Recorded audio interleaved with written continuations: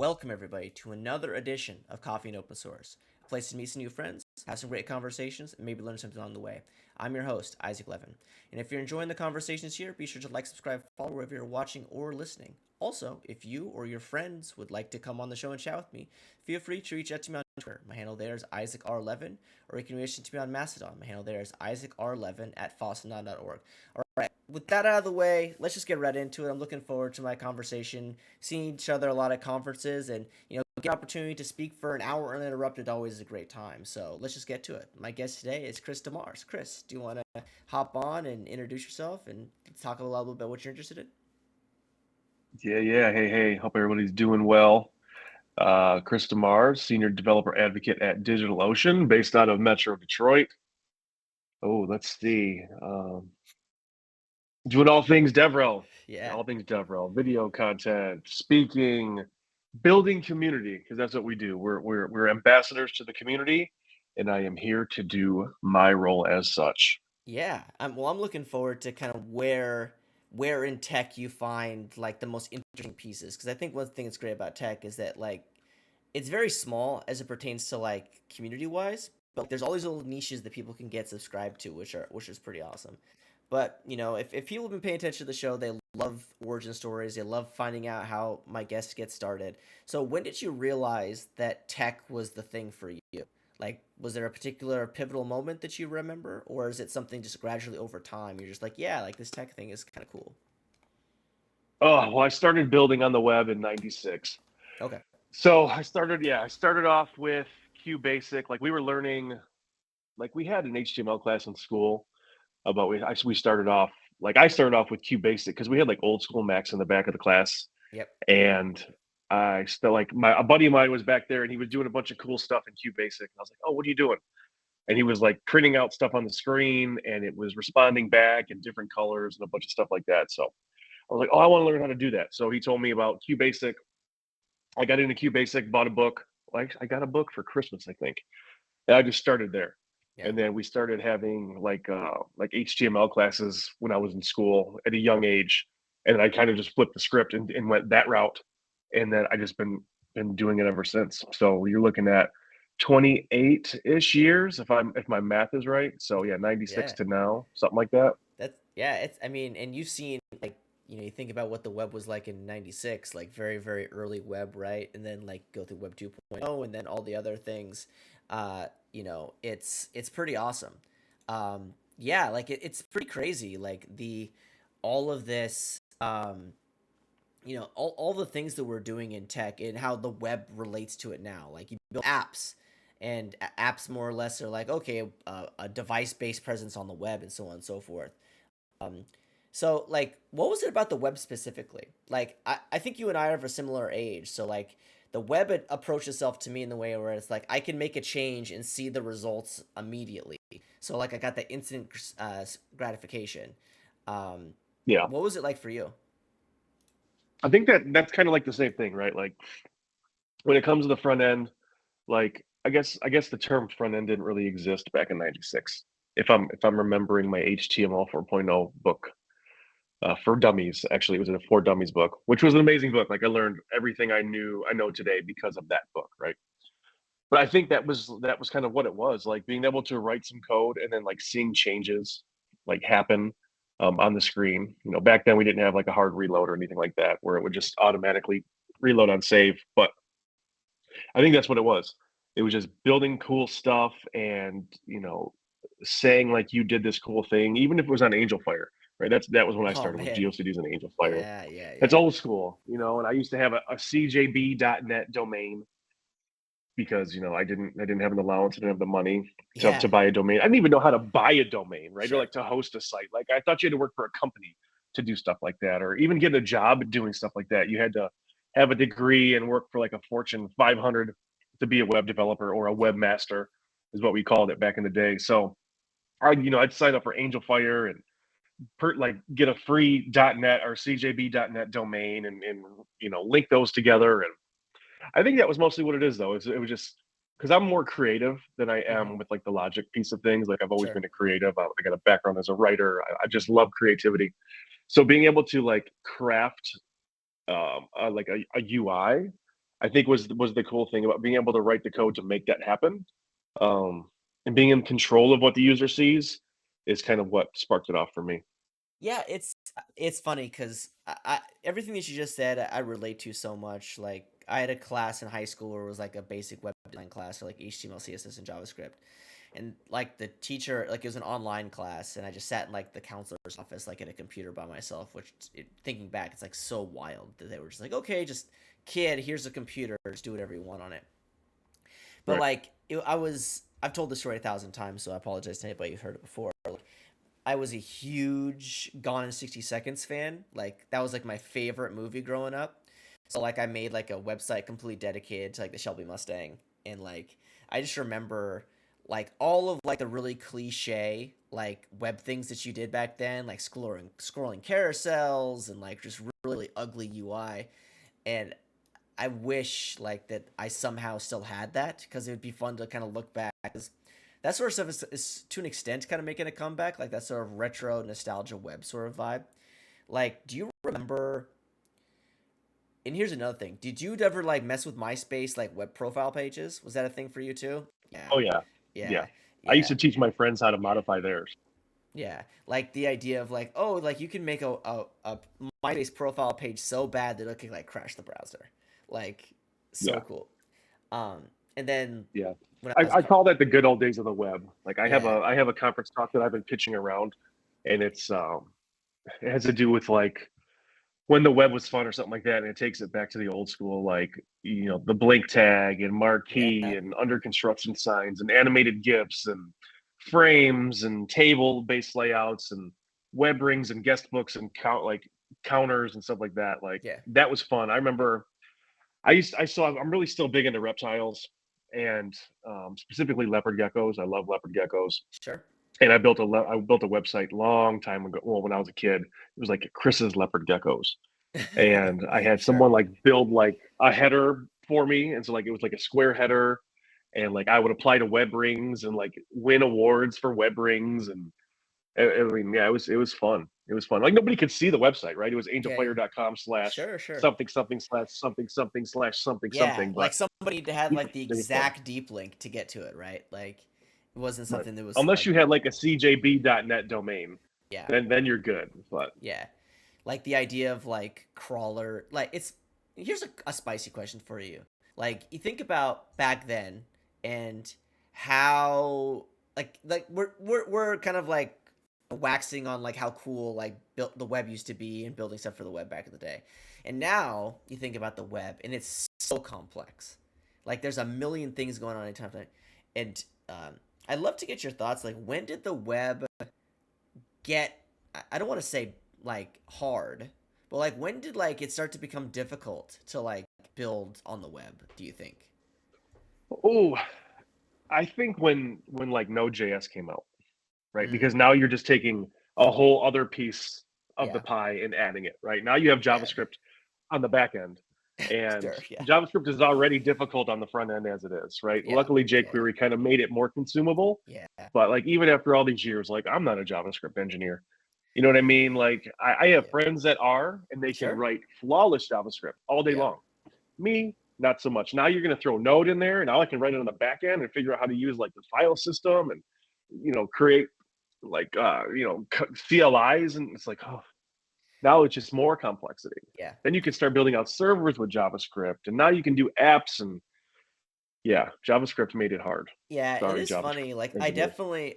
So I have a talk that's like the history of like .NET, kind of like history of building like web apps with .NET, and like I go through this whole like. Do you remember like when like jQuery was like the coolest thing ever?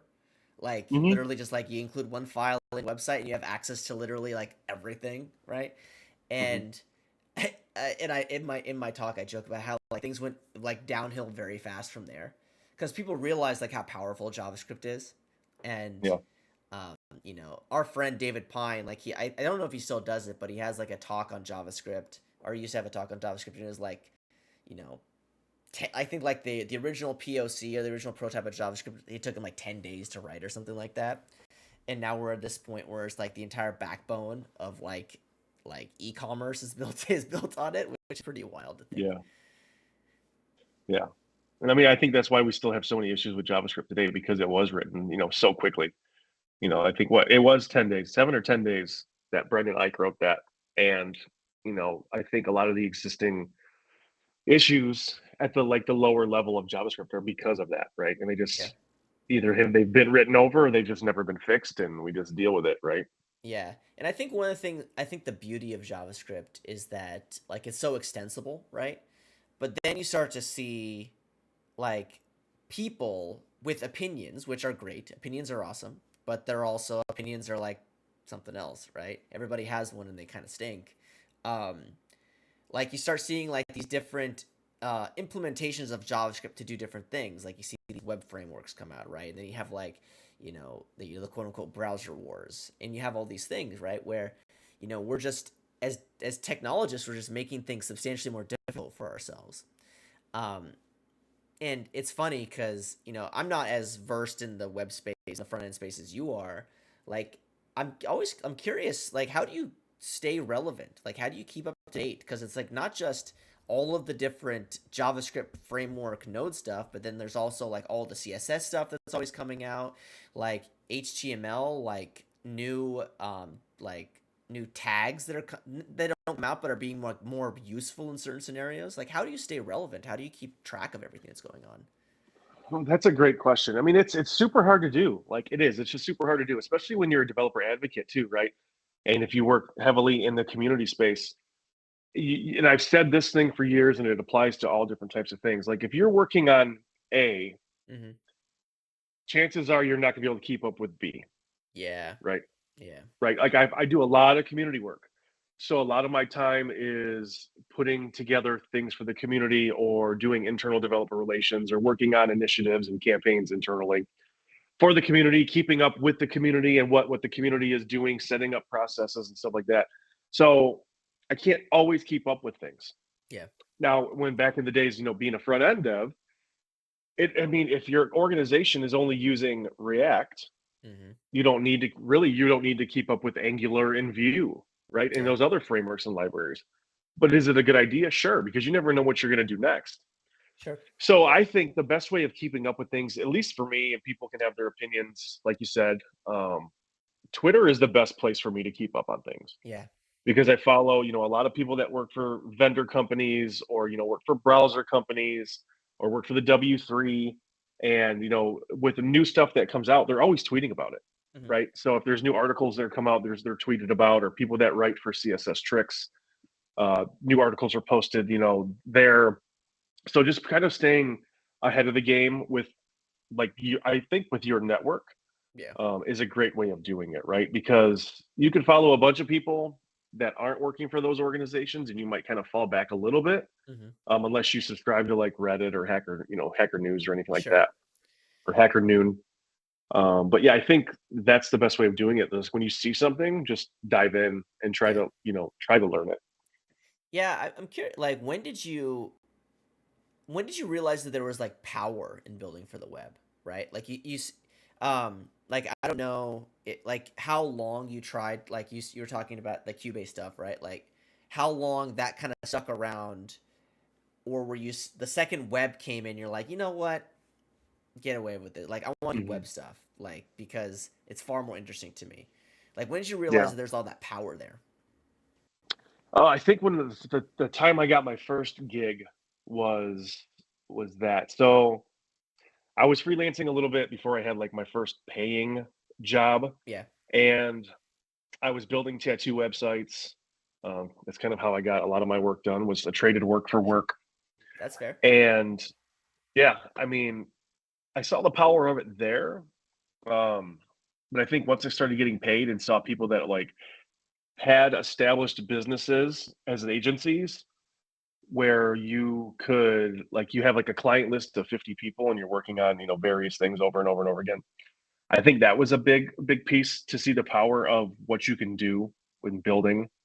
But I think it kind of went a level higher when I got a job as like a legit full-time non-contracty kind of gig, right?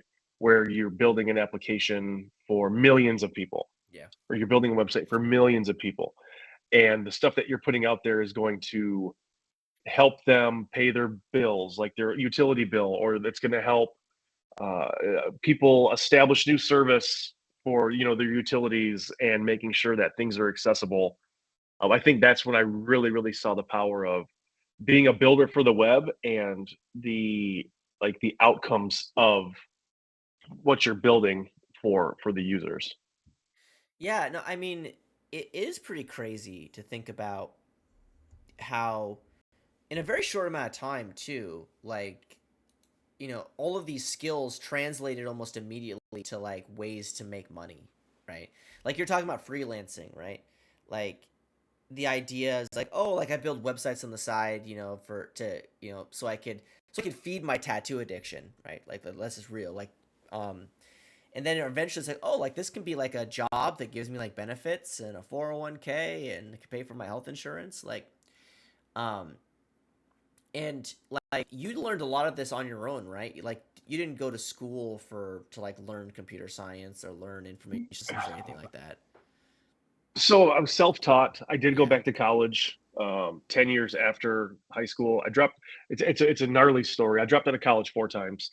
I only started going to college after I graduated high school because I thought I needed the degree to do Hmm. this. And then I dropped out and I tried to go back 3 other times after that, and it just didn't work. So I was always kind of on the hunt to make that quick money. And Yeah. I've done a bunch of jobs. I worked in food, I've worked in retail. I was a truck driver for 4 years, and I was still writing code on the side, still freelancing, still slinging code. And then it got to a point where like I needed to do what I was passionate about, and I've been passionate about building and writing code for since I was a little kid, right? So I decided to go back to school, not because I needed the degree, just because everybody that I kind of not so much grew up with. I mean, I guess you could say I grew up with, but a lot of people didn't think I was going to go anywhere in Sure. life, and I was just going to be a burnout, right? And it was kind of like a big, like, told you so type of moment. Like, I'm Yeah. going to go to school, I'm going to go to college, and I'm going to graduate with highest honors. And nobody in my family went to college. Like, I'm the only one in my, immediate family that went to college. And I graduated with a 3.96. I was on the Dean's Academic Achievement Award for my field of study. I was always on some type of list in my college career. So Hmm. I did go back, um, but it wasn't. It was to get the degree, and I needed Yeah. a degree during my co-op, which I did, which is different from an internship. So I needed it, and then I finally got hired at that company as a full timer after my co-op was done and after I graduated college. So they hired me, and it was kind of uphill from there. Yeah. Like so, what were some of the classes that you took in school that resonate with you, right? Like you said you were in it just like to get the degree and for the checkbox, right? But like Hmm. I think one of the things that I found most interesting about college is like some of the classes that I took that I had like no interest in, but I needed to take them because of requirements. Like I ended up enjoying for whatever reason. Were there any classes or areas of study that you kind of had to take, and then eventually you're like, oh, I like this. Like maybe like a creative writing class or whatever. Yeah, well, creative writing for sure, English and composition, and public speaking and speech. Like, and you, I know you, as someone looking out that has seen me speak, like Yeah, I'm sure yeah, you can tell all of those classes yeah, helped yeah, me yeah. be the speaker I am today on stage, right? That's why I learned to speak and project and watch all of like the uhs and the ums and to make sure I'm not fiddling with my hands and how to write a good talk and how to put a presentation together. Hmm. Like, and I had a background as a writer already. Yeah. In high school, I used to write. I used to write poetry, so I was always great at writing papers and thesis and stuff like thesis papers and research papers. So like I would get A's on all that in all my classes, and then all my presentations, and I would kind of like if we had like a group presentation, I would be the leader and like delegate who does what and Sure. put the presentation together with PowerPoint and do the speeches and kind of conduct the class a little bit. But that's kind of where I honed that skill that has paid off, Yeah. tremendously through this whole entire career as a speaker because of what I did in college. So I mean, I love those classes. Those were amazing. Yeah, it's kind of funny, like hearing you like it's funny that the one you had those. Well, it's not funny that you had these skills before, but you like you mentioned, you kind of extended them or you grew upon them like in school, and then like X amount of years later, like your career is like talking about writing and speaking, right? Like if you're in Yep. developer relations, those are like the two. like two of the main pillars of the work, right? um, Right. which is pretty cool. Um, like, do you remember, like, one of the things you said that was kind of interesting was like the leadership piece, right? Like, do you think that like that's something that people just have, or do you think that it's something that you can kind of build a little bit of muscle memory over time, like project planning, basically being able to wrangle cats or herd cats is the phrase that we end Hmm. up using a lot, right? Do you think that that's something that one is kind of an organic thing that you just get or you have forever? And secondly, like, is it something that you actually enjoy, or is it something you have skills in? Yeah, I think it can go both ways, right? I think if you have that leader instinct into you, I think that's instilled at a young age, right? Yeah, And you always hear about leaders and followers and stuff. Like I've always I've followed people, right? And I've tried to lead people. Was I ever a leader? Did I ever have that instinctually in me? No, right? Because you always want to be, not everybody, but you always want to be like a cool kid, right? You always want to do the cool stuff and wear the cool clothes, and it doesn't always work out that way.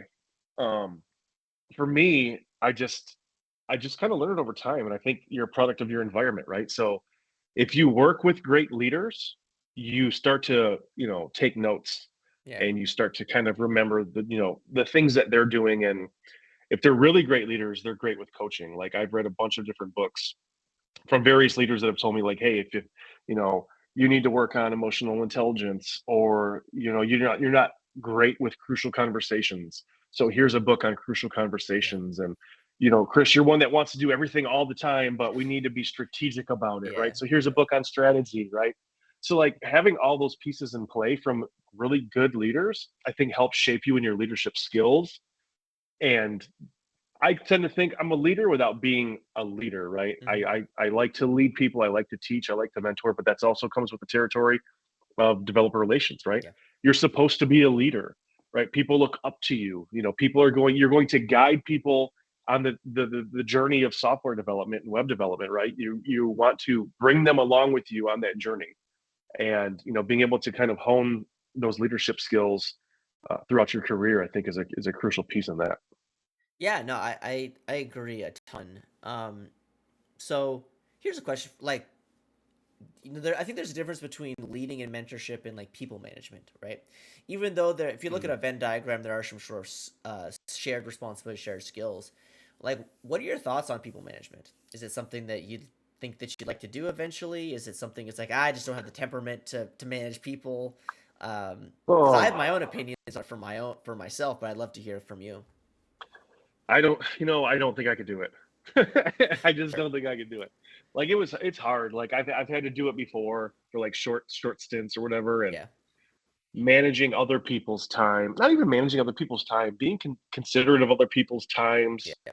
And even if that cuts into your time, whether that's super early in the morning or super late at night, and sacrificing that, I think that's like the big piece, because that can be extremely draining. Um, Being able to manage and delegate is, I think that's the painless piece of that, Hmm. right? But it's the being considerate of everybody else and everybody else's times and everybody else's work style, right? Everybody's different, Yeah. right? Nobody has the same type of work style, the communication style, etc. So you really have to get on a different level with each person that you're managing, and that requires a lot of headspace. And if you are not good with yourself or mentally, right, you, Yeah. you don't have a lot of spoons left at the end of the day or even Right. the beginning of the day to manage, people. But leading them is a different story. Yeah. You said it earlier talking about like, Chris wanting to do everything, right? Like, do you feel like you have a pretty healthy relationship with being able to say no to things? And the reason why I No. bring this up is like that's one of like the key things about being a manager, right? Is like being able to say no, like I can't have my people work on this, right? And I have a little bit of like that people pleaser thing where it's like I just want people to think that I'm like doing a great job and whatever, and that sometimes that's saying yes when really you should be saying no. So like you have an issue saying no, I figure, right? I do. Yeah, I do. I'm a people pleaser. I want to make everybody happy. I want to be the best employee I can be, Yeah. the best teammate I can be, and it's hard. Like it's super hard. And I'm the kind of person that I need to hear that I'm doing a good job or I think Yeah. I'm doing a bad job. Yeah. You know what I mean? My Like wife. if you're a leader or anybody, like if you're not telling me I'm doing good, I'm gonna look at you like, so like, am I doing good or like what's Yeah. going on? You know, but My it's wife and always I. like one of those things like no news is good news type of thing. Yeah. Yeah. Yeah. But for me, I got to hear it. So Yeah. My wife and I call them cookies because I'm like it too. Where it's like I need cookies all day long, or else I feel like I'm the worst person on the face of the earth. right, Which is kind of funny when you think about it. It's like it's not to call you or call anybody who has a similar sort of thing is like it's very very childish, right? Like to constantly need like that positive affirmation. But I think one of the things that's very interesting is like usually it comes from when people they just haven't got enough of it in their life, so they're always seeking it out. And yeah. I'd love to kind of hear, you know, when was the like? Do you remember the first time somebody was like, "Chris, you did a great job," and like how good did that feel, and how long did it power you for? Oh, damn. Hmm. I mean, I hear it all the time, right? I mean, I'm Sure, amazing. I'm sure, just sure, kidding. I'm just sure, kidding. I'm just sure, kidding. I'm just sure, kidding. sure. And that's another thing too that kind of goes with this. So like, I like to be humble.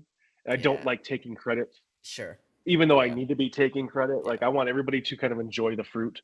Um, but it's hard to say. Um, I get it. It's hard to say. Well, just recently, one of my team leads, oh, yeah, my team lead at work, not Jeff. We're talking about Abby at this time. You know, he's told me, Chris, you're doing a great job. Thanks for the hard work. Keep it up. Like yeah, that makes me feel great to hear stuff like that, yeah, right? Like, and I like giving that out to people too, like the people on my team. Like, hey, that's amazing. You're doing a great job. Keep up the good work. It's good to kind of pay that forward. So I kind of ride that for a while. Like I could ride that all day yeah, long, right? Ride that high all day long, just because it feels good to know your the work you're putting in is seen, and you're doing a great job, right? And then you want to yeah. pay that forward with people on your team that are kicking butt. So it's good to recognize them too. Yeah, here's a spicy follow-up question. Like, how do you deal with constructive feedback then? Like, if you're always looking for positive feedback, like, how do you handle like, oh, Chris, like maybe next time think about it like this, like all like very healthy constructive feedback. Like everybody's gotten Yeah, like bad constructive feedback, and you're like, okay, well, I can't do anything with this. But how do you handle right. like feedback that actually is warranted and has some value for you? I think that kind of goes back to the crucial conversations piece, right? Yeah, Like if you're not used to that, you're going to get offended, right? You're going to take it personal. That's just the way it is. Um, I think really understanding what that person is saying to you, like listening before you start chirping yeah, back, taking notes. Like I live with a pen and paper. Like I mm-hmm. always have a pen and paper, right? Taking notes on what they're saying and like breaking it down so you can fully understand. Yeah, Like, okay, what do you mean by this? How would you want me to approach it? Because I've done it this way for so long. Now nobody wants me to do it this way, or you don't want me to do it this way. So like, what is the best way to approach mm-hmm. this scenario, this situation? What should I do for the future? So I think having the conversation, but then being able to break it down into smaller pieces to fully understand the bottom line of the feedback, I think is great, because you're just going to get it all at one time. And if you take things personally, like I take things personally, that's just me. Yeah, yeah. um, I think being able to have the conversation where you can break down that feedback helps you understand it a little bit more, so you can kind of see where that person's coming from. Yeah, I mean that's a really healthy way to think about it. I struggle all the time with I'm very data driven as an individual. So like if anybody gives me sort of feedback, like my immediate response is like, do you have an example? And sometimes like just there's no example or the example isn't pertinent or whatever, right? And I struggle with it a lot where I'm like I can't be different if I don't have an example of me doing the thing that's not the right way, Right. right? Um, and that's always something that I've struggled with, and I still struggle like really really hard. Like when somebody's like just gives me some feedback without any sort of like example. Um, I don't need examples when I'm doing good. Just hearing I'm doing good is enough for me, Right. right? Um, Right. I'm curious too, like, especially like in the space that you are, where a lot of the work that you do is outward facing.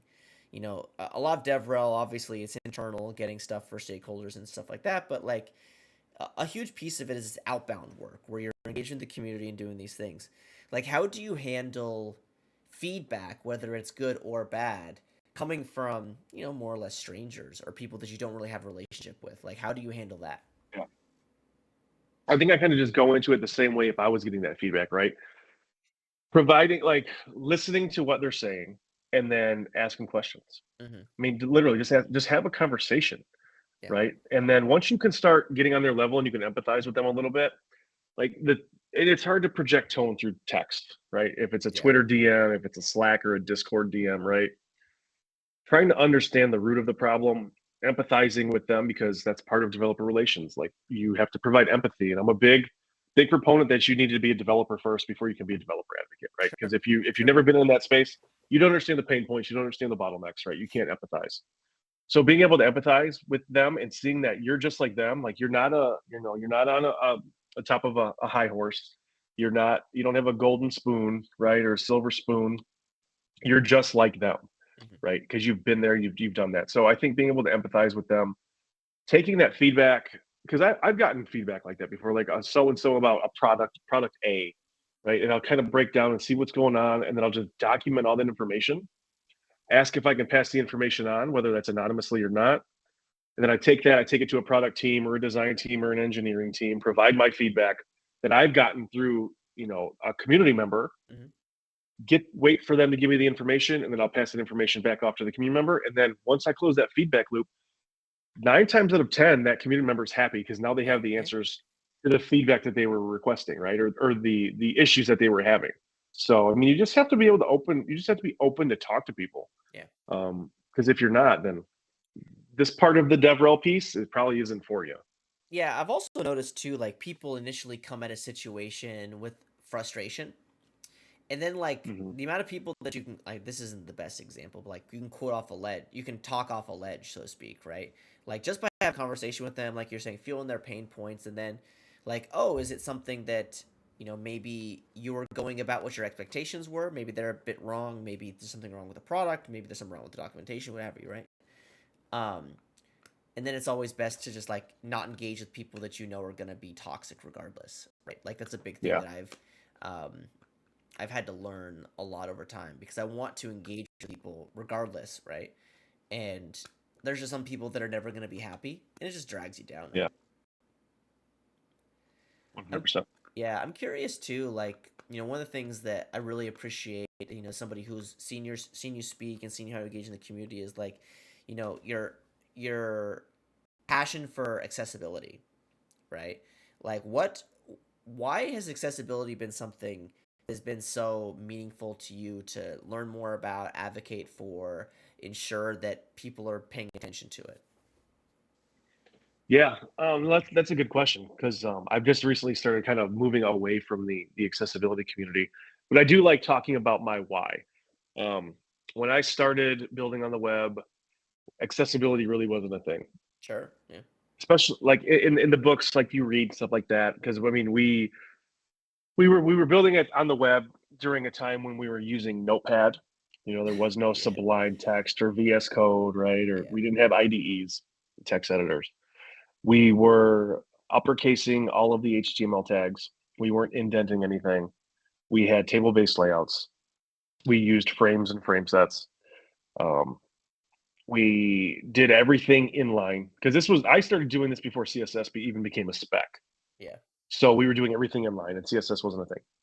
So back in the day, like tables, like they were kind of already kind of accessible, right? But the more and more you kept working on the web, then you got into your divs because then a div became a thing, and then semantic markup became a thing with HTML5. I started I started watching videos from JSConf from years and years ago, and there was a speaker on there. Her name is Marcy Sutton, and Marcy is an accessibility advocate. I've always looked up to Marcy. And I started having these conversations with Marcy on Twitter about accessibility and speaking about accessibility and stuff like that. Because I knew people who had various disabilities, and they tried, using the web and stuff like that. Hmm. And she told me, she kind of gave me like, she kind of lit the fire for me and was like, hey, you should, if this really interests you, you should go out and speak about it. So that's when I kind of started getting more involved in the accessibility community and speaking about accessibility. And then it kind of like transformed into like, well, why do I care so much? Right. And I just had to like look at the people around me. Like, yeah, I'm building for the users and I'm building for everybody else. I'm building for my future self. But like, if my mom, but she doesn't have a flip phone, or she has a flip phone, she doesn't have a smartphone. But if my mom can't use an application or a website like that I built, Sure. that would Yeah. Yeah. suck. Yeah. You know what I mean? Yeah. And like my mom has 4 out of the 5 main type of impairments, right? That we kind of are trying to be cognizant of on the web. But if I couldn't make something usable for her at the end of the day, like that would kind of suck, right? Yeah. So I kind of just look at her as like the example of what I'm trying to do. And that's kind of my why is if I could build it for her, then I've done my job as a worker on the web. Yeah, I mean it's. I think that's well. First of all, thanks for kind of sharing. I think one of the things that's very interesting to me is, accessibility is always something that it's always kind of tacked on at the end. It's one of those like Yep. intangible thing. Intangible is not the right word, but it's one of those things. It's like security, DevOps, accessibility. Like these things are just tacked on the end of work, right? As a Yep. checkbox. Um, Obviously, it shouldn't be, but I'd love to kind of get your thoughts. You don't need to dive super deep, but like, how can teams not go down that rabbit hole of making that same mistake, right? Where it's like, oh, like, do we have alt tags like on all of our images? Like, oh, we definitely need to do that at the like 2 minutes before you're about to ship an update to the website. Like, what are some of the tools that folks can use to like ensure that they're thinking about accessibility as they build out a product or build out a feature set? Yeah, that's a great question. I always kind of approach it from, the blunt aspect of it. I'm not going to beat around the bush with it. You break out numbers, you break out facts, and you break out various companies that are like yours or similar that have gotten sued. Right. That's how you do it. That's how you get people to perk up because people don't want to hear that they're going to get sued. Sure. You know what I Yeah. mean? Yeah. Yeah. Exactly. And when you start breaking out information and statistics about federal website lawsuits and did ADA Title III, which pertains to digital assets, digital accessibility. You start breaking that information out, people don't like to hear it. A big piece of this, and Todd Libby talks about this all the time, is having an accessibility team or people that are accessibility specialists on a team. When I worked at Rocket Mortgage, we had accessibility people, Hmm. and I worked closely with them on various things, right? And that's what we did. We worked. Part of my job was a DA, but part of that was internal developer, advocacy, working on the accessibility of our products with people that were on an accessibility team. That's a big piece of that is having people that care. But I always say it starts with design, right? Design your design team, your marketing team, whatever the case may be. They have to understand accessibility. Right? They just have to. Color contrast. They don't have to understand everything, right? Because it's a huge gamut of things. But understanding color contrast is a big one because that's a low hanging fruit that Yeah. you'll get dinged on all the time. We get dinged on it all the time as it is. Sure. Color contrast, alt attributes on your images, and not so much. It's not really up to the design team. That's more of like the content team that's Hmm. deciding that. But understanding user flow, understanding tab index a little bit, understanding some of the web content accessibility guidelines. They don't have to know everything, but being able, I think color contrast and user flow are the two big things that design needs to understand first. And then using tools that are out there to do these accessibility checks, right? I'm a big proponent of Axe by DQ, not Dairy Queen. Axe is an accessibility engine. You can download the extensions, Firefox, Chrome, Edge. You can also buy like a pro plan. You can use it standalone, and that'll run an automated test for you. Hmm. And your automated testing usually catches between 20 depends, right? 20 to 50%, in my opinion, of all accessibility issues that are you can automatically check, but you still have to manual test, right? Use a screen reader, just use the keyboard to try to navigate the experience, stuff like that. And I always say when you're using a screen reader, do not read the screen when you're listening because we call that cheating, right? Write some CSS in your dev tools to blur the screen a little bit, or put something over the Hmm. camera. But don't look at the screen and read it while you're listening because that's not what a user is going to do. Yeah. Yeah, no, I mean, those are some really helpful tips. I think of, you're talking about some tools that kind of, help diagnose, these sort of things. And I think one of the things that I've been seeing a little bit is like using AI to try to like add accessibility to sites after the fact, right? Like obviously, AI is a hammer looking for a nail in all facets these days, but like, how I'd love to get your thoughts, how valuable is something like that, right? Where you run, you have some AI crawler of some sort, some mechanism that's basically looking through your page and basically diagnosing whether or not you meet certain accessibility standards. Yeah. Um, I guess it really, I guess that's one of the other things where it depends, right? Yeah. If you're using, if you're using like Chat GPT and throwing it some code, I mean, I think ChatGPT has starting to come a long way with things. Yeah. Is everything 100%? Probably not. But you could use ChatGPT or even Copilot or any of those kind of those AI tools to kind of fill in the gaps, right? Double check stuff. Sure. Check what it added, and then reference the W3, the guidelines, the WCAG guidelines, or the ARIA guidelines. Um, but I mean, I don't think it's a bad idea. The one thing I don't suggest is using an overlay. Overlays do more harm than they do good. Sure. I wouldn't suggest using an overlay. But Dave one day he showed me on Chat GPT. We were talking about something, and he hit me up. He was like, "Dude, he's like this new Chat GPT model. Like it can write accessible code." And I'm like, "Okay, whatever. Show me." Mm-hmm. Yeah. Yeah. So like he gave it a prompt or something, and it said, take this chunk of code, or he said, write me this chunk of code and make it accessible. And he sent me the results, and it was like 100% accurate, and it Mm, explained each piece of that code and the syntax and like the meaning behind the accessibility states and properties. And I was like, wow, like that's pretty powerful. yeah. You know what I mean? So I mean, it's a great way to learn, and I think it's a great way too that you can figure things out.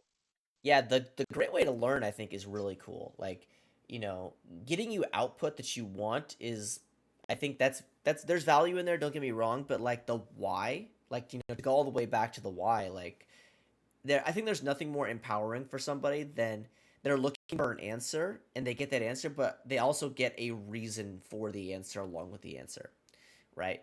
Because not only at that point in time, like you're just not copy and pasting, right? Like you via some weird osmosis, like you do learn. Even if you're like, even if you just skim it, like you're gonna learn more than you would if you were to just take Yeah. some random snippet of whatever off of some website.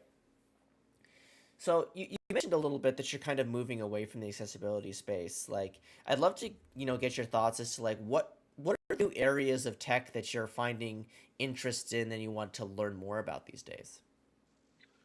Yeah. Believe it or not, I mean, uh, more of the JavaScript stuff, for sure. But I'm kind of moving into the AI space Mm, just a little bit, right? Just so yeah, I can learn about how to build AI technology on the front end. Um, that's kind of a cool piece for me, and I kind of started doing that a little bit with an application that I built while at Do, while at Do. I'm still at Do. I'm not going anywhere.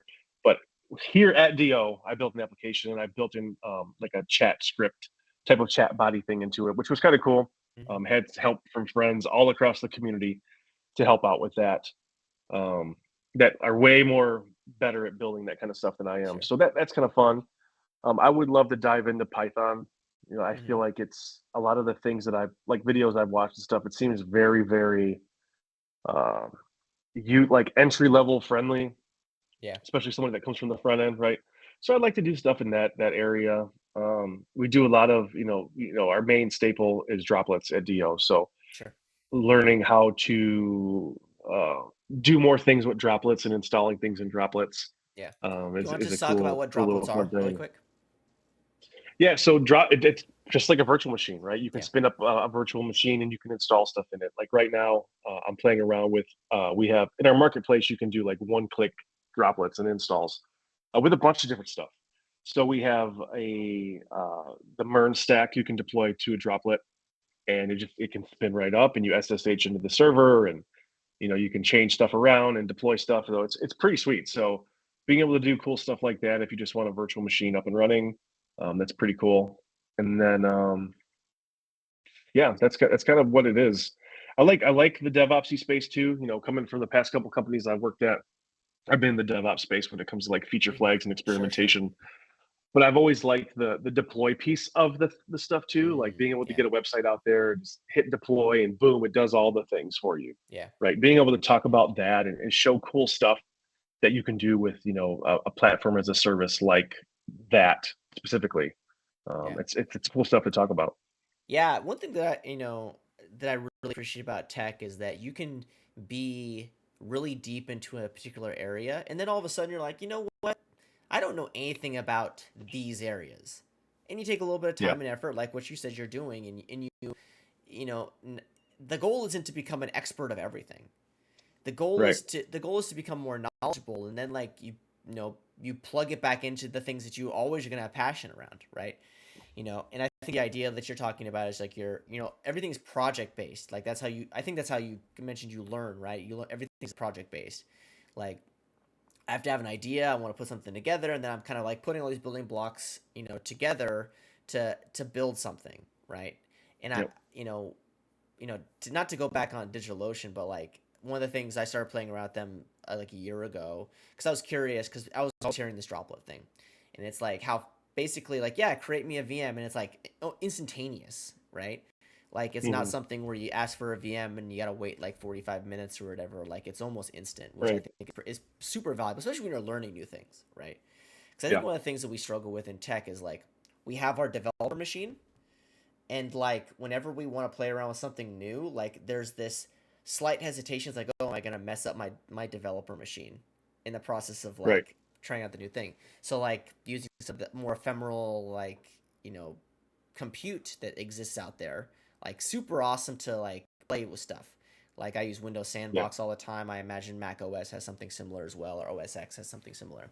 Um, but like the idea of like I need a place where I can go and play around, and I use droplets a lot just to like I want to like learn how to like start building stuff in Go, and I know that like if Hmm. I was to install Go on my machine, I'd probably break everything, right?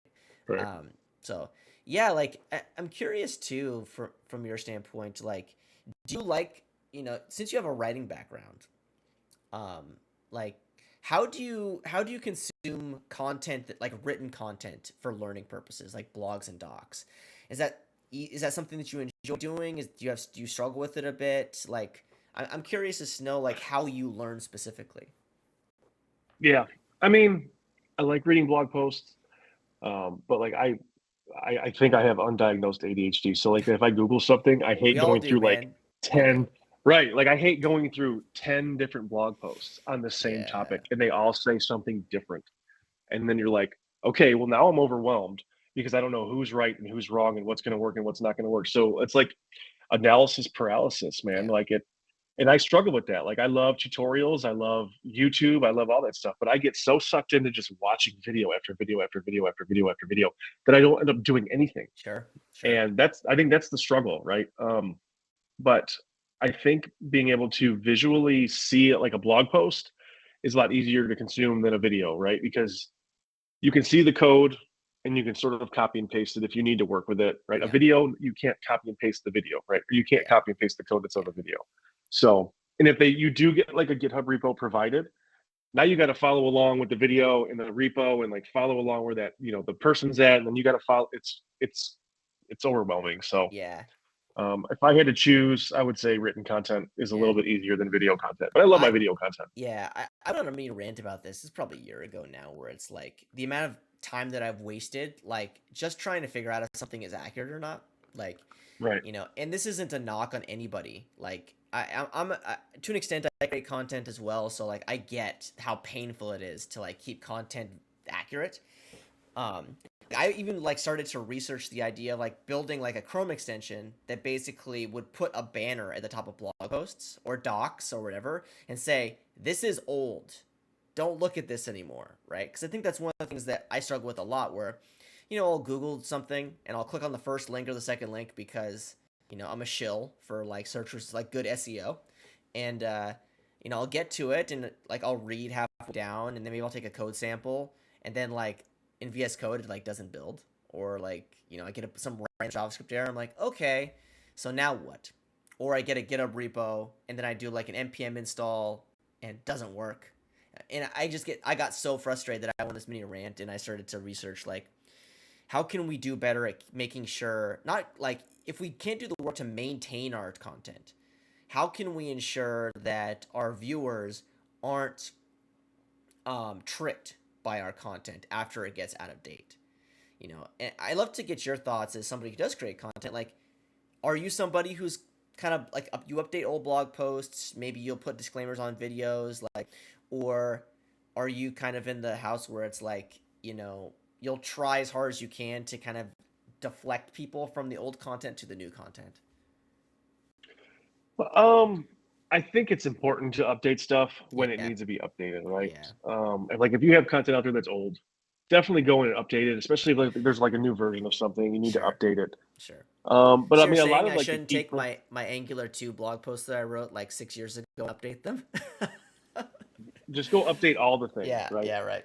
Yeah. Um, yeah, I mean, it's important, right? I mean, key concepts are key concepts, right? Like Yeah. there might be syntax that's not going to change, but definitely if, you know, there is syntax that changes, I think when did this happen? There was something I'm trying to think.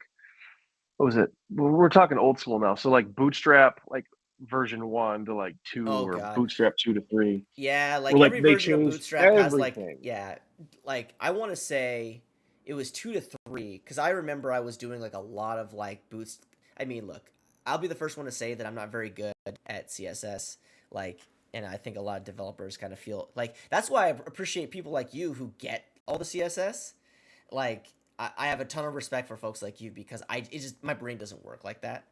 But I remember like I hit a button somewhere and it updated from like Bootstrap 2 to Bootstrap 3, and I opened my web page and like nothing worked, and I had a moment Everything of was broke. panic. I Yeah. had a moment of panic. And at the time I was using like Gulp or like one of those like bundling things. So it wasn't as simple as like, oh, just revert back the version like in like the head of your HTML file. It was like, no, you have to rebuild everything, and I wasted way too much time just trying to like figure out how to reverse back, which is a tooling problem that I think everybody has run into. But like, yeah, the idea of struggling with like upgrades, out of date stuff, it's like it's part of the plight of being a developer, right? Like, I think it's one of those things that, like to your point earlier, in order to be effective in developer advocacy, you have to feel the pain of a developer.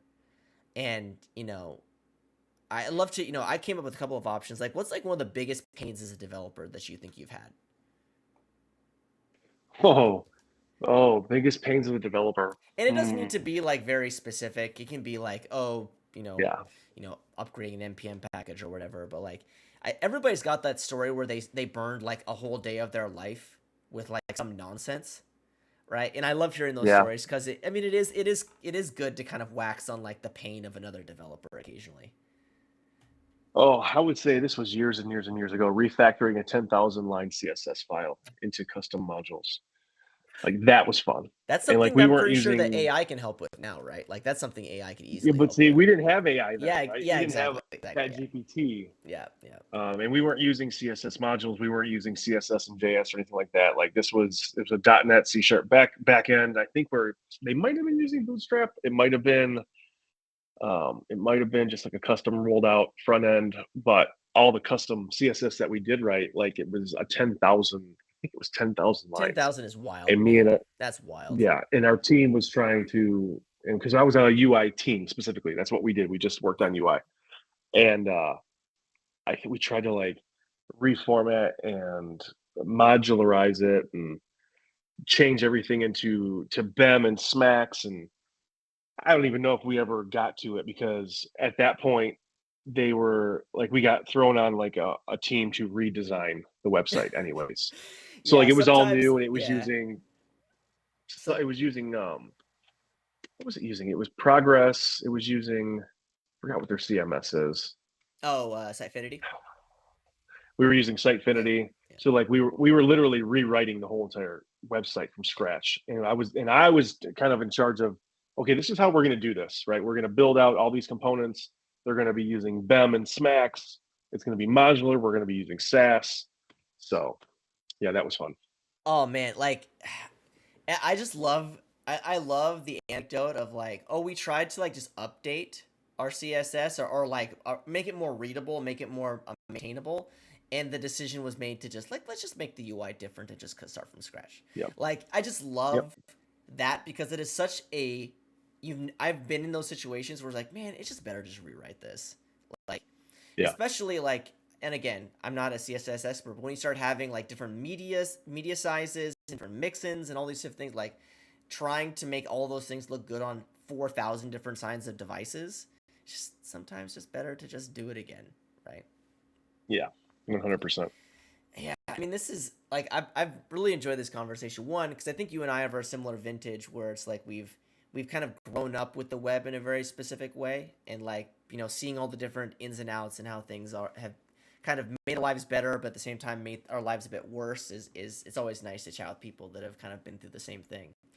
Um, as we wrap up, I'd love to kind of get your thoughts. Is like, what's like the next thing in tech? Like right now we're like in this heavy AI phase, right? Where everything is like it's either AI for users or AI for developers, like via like, coding assistants. Like what's like the thing that you're looking at that is interesting to you? Like you said mentioned the AI thing. Um that you're very excited about and excited to learn more about. Oh, let's see. If I had to, hmm, I would say it's really more on like the deploy part of it, Yeah.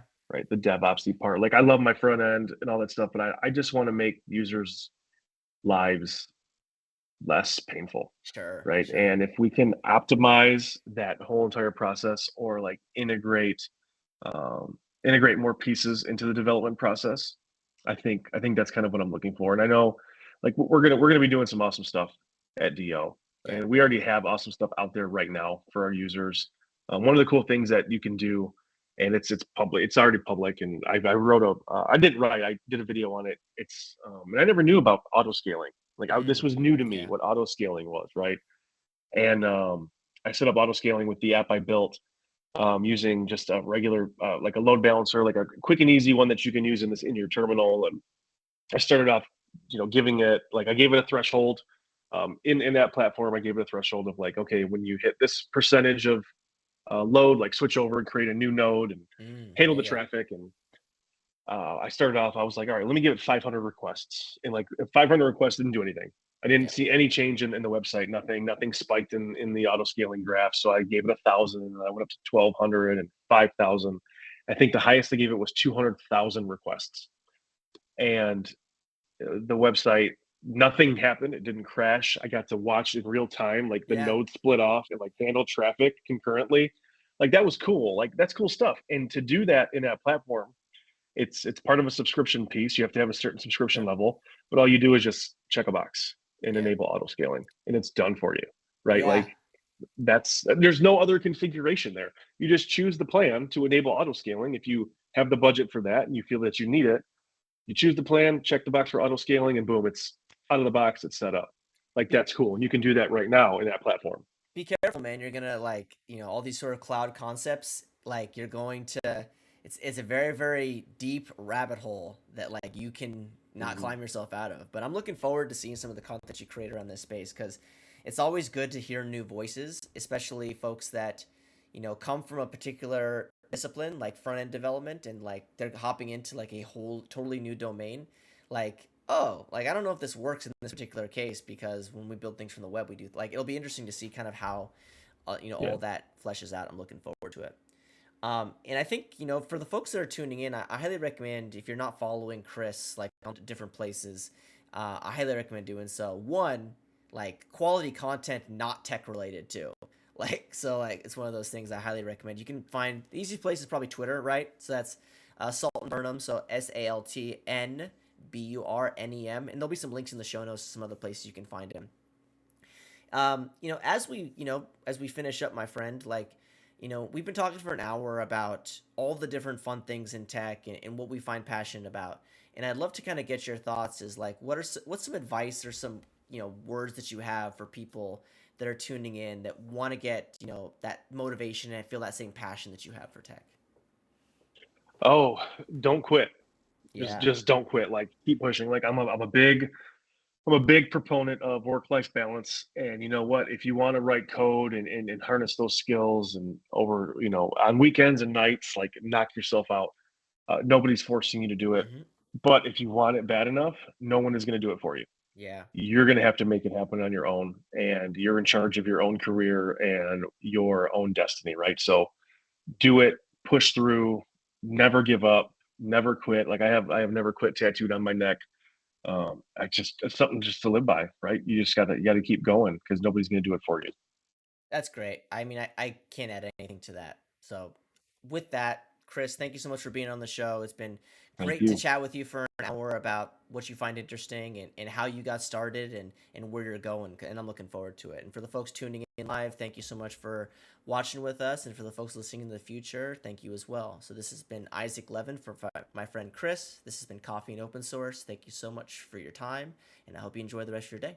Take care. Peace.